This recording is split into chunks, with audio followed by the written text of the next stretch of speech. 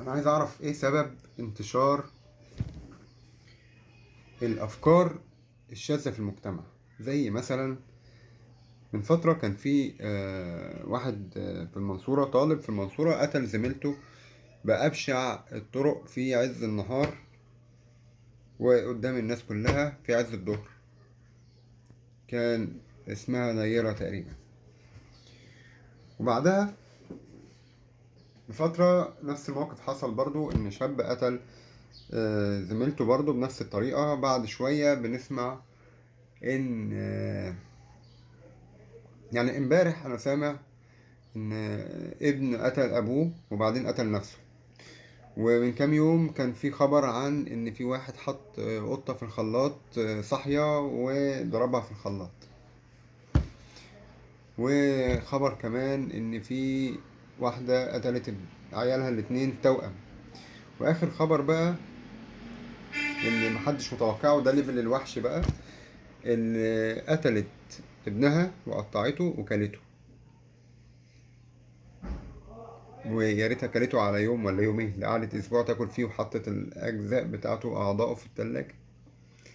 يعني انت زمان لما كان مامتك او باباك يخوفك ويقول لك العو هياكلك، هو مش العو اللي هياكلك ولا منى الغولة اللي هتطلع تاكلك، هي امك اللي هتاكلك.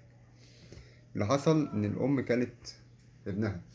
يعني حتى في اكل لحوم البشر ما بياكلوش بعض، يعني ما ياكلش من عيله واحده، هم عيله بياكلوا، بيخطفوا ناس وياكلوهم، لكن ما كانوش بياكلوا من عيلتهم. دي هل ده بدايه عصر جديد في مصر لاكل لحوم البشر، او هي تكون من نوع اكل لحوم البشر، ولا دي تعويذه او قربان بيتقدم للجن والعفاريت ويكون مطلوب منهم؟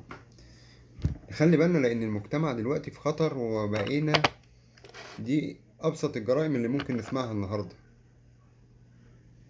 هي كان الأول جريمة قتل عادية، وواحدة قتلت جوزها وقطعته بالساطور، ده خبر قديم. لكن النهاردة نوصل لمرحلة إن أم تقتل ابنها وتسويه على النار وتاكله. مش عارف أقول إيه. بس إحنا وصلنا لمرحلة صعبة جدا، ومش شايف أي تحرك من المجتمع، ولا المجتمع الداخلي ولا المجتمع الدولي في الموضوع ده، في موضوع الجرائم الغريبة اللي بقت تحصل. هل سببها الانتشار الواسع على التيك توك والترند والنت والكلام ده، ولا سببها ضعف الإيمان، ولا سببها الفقر، ولا سببها الجوع، ولا سببها القربان والطقوس اللي بتتعمل وخصوصا ان ده كان في الصعيد على ما اعتقد. الطقوس اللي بتتعمل عشان يطلعوا الكنوز من تحت الارض، الطقوس بتتعمل والقربان اللي بيتعمل للجن والعفاريت.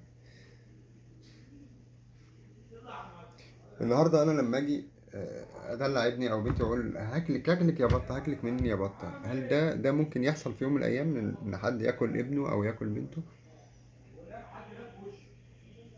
وايه القرف اللي احنا وصلنا له ده يا جماعه؟ ايه القرف ده؟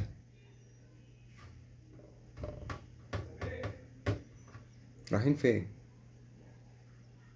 ده في اوروبا والدول المتقدمه ما سمعناش خبر زي ده. يعني الناس اللي هي، انا بقول لك الناس اللي هي بتاكل حتى في الصين بياكلوا الصراصير والكلام ده، ما ياكلش ابنه. لا لا، احنا عدينا كده.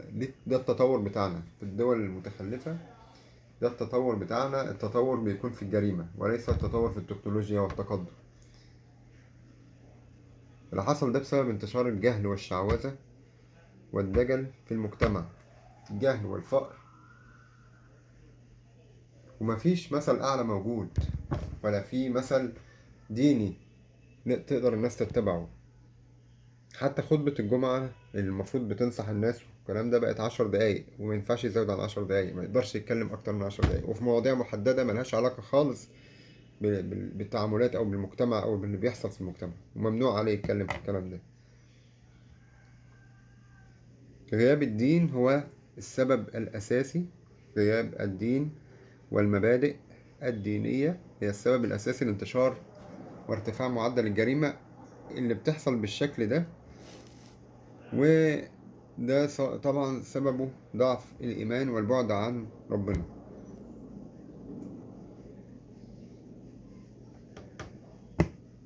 السلام عليكم.